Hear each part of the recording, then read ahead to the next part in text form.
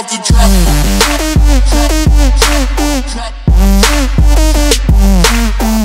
Hey guys, how's it going? It's Corey back, and I know I kind of did like an unboxing slash review, but I kind of wanted to get a full review on this because I didn't really put most key points down, and I kind of wanted to show you my overall product of this weapon. Now, as you can see, I did a couple things to it since I had it.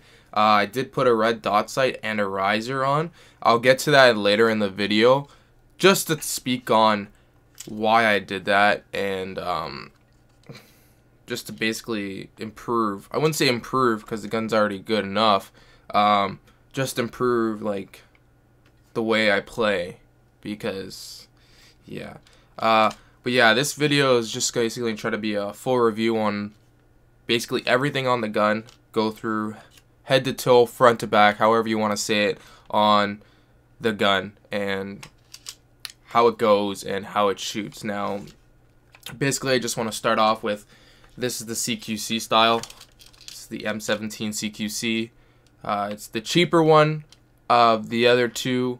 Now, he has his big brothers, the XDC, which is the assault rifle, and then the DMR, which is the sniper rifle, which is pretty expensive, pretty up there. It's around the same price as the Die Dam.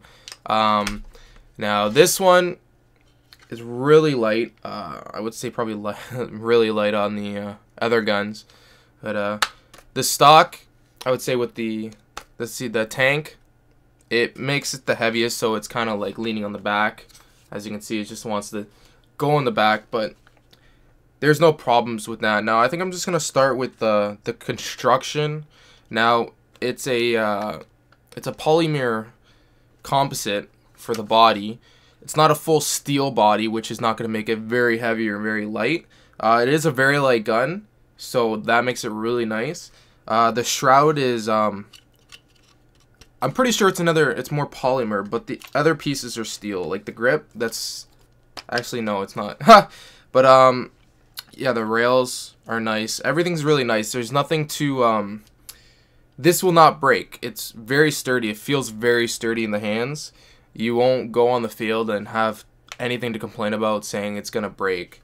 I guess if we keep talking about the body, you got the square head magazines, which they are first strike ready. So out of the box, they're first strike. If you guys do have a circle round head, they will not work in this gun. So if you guys have the circle heads and you want to go to this gun or any of the other selections, they will not work. They are the wind up, so just wind up, throw the paintball in, release, and shove it back in there. Now I've seen a lot of people saying you have to like curve it in, but honestly, there's no problem. Like, people say there's not, like, they don't like the feeling of it. They don't like the feeling of, oh, that doesn't feel refreshing. Like, it doesn't feel like a real gun. I'm sorry, I thought this was paintball.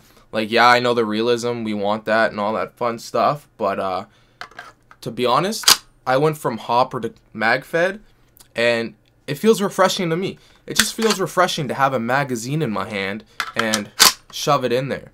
It feels really nice. So I don't know what a lot of people, I guess there's people out there that complain a lot more than I do about their guns because they've been playing longer. I've only been playing, I think last year I started big on it, but this is like my first big purchase on a gun, and I'm really happy that I bought this. Going on, we have a selector switch, which is the new full auto selector switch. Now this is the first gun to be fully, what do you call it? It's the fully mechanical auto, so mechanically full auto, sorry. So they say you can have 3-round bursts, so all you gotta do is you gotta pull the trigger back and it's full auto when it's in the selector switch. People say you can have a 3-round burst, but I'm gonna say that get used to the gun first, because I still haven't figured out how to get a 3-round burst, because I guess it's just needing a little tuning and all that fun stuff. So I would just play around with it, go to the backyard, go somewhere safe that you can just like get used to it. Now there's there's a they call this the AR-15 Crocker style cocking device. Now what this is because it's a new heat core inside, which it allows the gun to be fully like full auto. This is gonna save people a lot of time. So say you have a ball or a first strike stuck in the chamber, all you gotta do is grab it, pull it out, and release.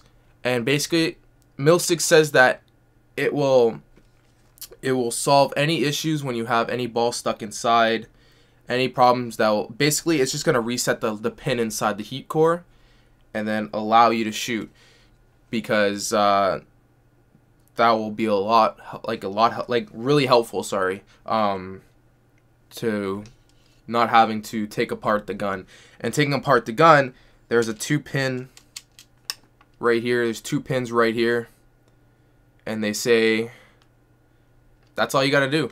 That's all you need to take apart the heat core to get inside your gun. So that's really good. Now the barrel is 8 inches. Let's see if I can get it out here. It comes out pretty easily if you need easily maintenance. Again, there it is. It comes with it has easy clearance to get into it. It's a pretty clean. I don't think it's not threaded, so I'd say if you wanted to thread it for the first strikes to go farther, which I don't see a point because this is a close quarter combat gun. You're basically just want to pop in, pop out, and they have 1 seal on it. Now, the shroud does come off, so if you do want to clean it after, the shroud comes off, and then you can take this off. It's very easy to clean. I would say it's very easy because when me and my buddy Michael shot it at his house, I'm going to put a description as his link if you want to see his videos on how to set up things. Basically, we were using crappy paint. It was like -10, and paint doesn't really work in -10 weather. So it was breaking a lot in the barrel. And yeah. So continuing on, you got a stock. See, now I bought a sling, and the problem is they have this at the bottom. And now what's it gonna do is when you're gonna put the sling on, it's just gonna flip over like this. And then when you're gonna go get your gun, you're gonna go, oh shit, I gotta, get your gun. So I'm gonna have to figure something out, which I'm gonna either have to put it around the tank, or I'm gonna have to put a hole in through here. But I'm gonna figure it out because I like the whole thing. You can just throw it down and grab your pistol and go. So that's easy. Now moving on. This is an ambidextrous clip. Basically, they wanted to go after 2 people, lefties and righties. They did a really good job on it. But the only thing I would say about it is this overall, like, I went to this place, Ripple Industries, where I get all this stuff. I'll link in the description below. I was holding their gun, and I guess because a lot of people were taking it out, putting it in, taking it out, putting it in, the clip inside was getting really, like, loose. So I don't know if that's going to be a problem, but I don't know if that's going to be a problem with it shooting. But hopefully that won't be a problem. Now, the whole reason for getting this riser and the scope is, let's turn it around here. I'm gonna put the scope, the hard scopes here. Now, I can do this perfectly fine, and I can see them, like, no problem. But once I put this mask on, and I look down, see the clearance? I don't have clearance with my mask, but because of the red dot sight, I'm coming in close. I can see perfectly down the red sight. So that allows me to know where I'm shooting without just not, like, wasting paint and shooting where I don't want to be shooting. I want to make sure I'm going to be close to my target and hitting someone, because that's the whole point, right? Hopefully I didn't miss anything. Oh, the tank The tank is a 13 cubic inch by 3000 psi. Now, my experiences with the paint and shooting, if you go full auto with this at full 3000, I would say you get through 4 to 5 mags, luckily. And then I would say once you get past 1000 psi, the gun doesn't want to shoot. Like, you'll be like, you'll shoot, and then it'll be like shooting like single fire, and you're like, what the hell's wrong? And then you just switch it over to semi, and then you're fine with using semi-automatic. But the whole thing is, like, once it hits 1000, it doesn't want to shoot full auto anymore.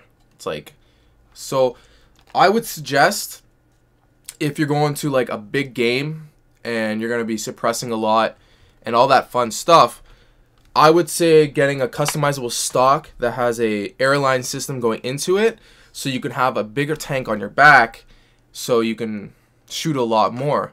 Now, that's another good thing. If you see here, hopefully you can see it. There's a hole right here. You can take this cover off. Hopefully I can get a picture of it. You can take that cover off, and you could stick a hopper on it. And basically what that allows you to do is obviously put a hopper on it. You can have more balls, and you can just fire away. Get the full experience out of the full auto. Another good thing about this gun is it gives a lot of feedback. When I was firing it, you can feel it. It wanted to kick back, which made it feel really good in the hands. So for me, I would really recommend this gun. And if you do have the money, I haven't been able to hold the XDC, but it looked really nice. It looked customizable. It looked everything. So I would definitely recommend it, especially if you guys like to customize the handles, because they changed the handle and it feels really nice in the hands. So if you guys like the handle, no problem. But they also made it, you can change it to any AR-15 style ergonomic grips. So you can customize it yourself, and you don't have to customize the frame either. You just take the grip right out, boom, new grip. It's perfect. So guys, I think that's going to wrap it up for me, because I think this is an amazing gun. There's not much to talk about other than the specifications and what this gun is going to do for you. It's going to do a lot.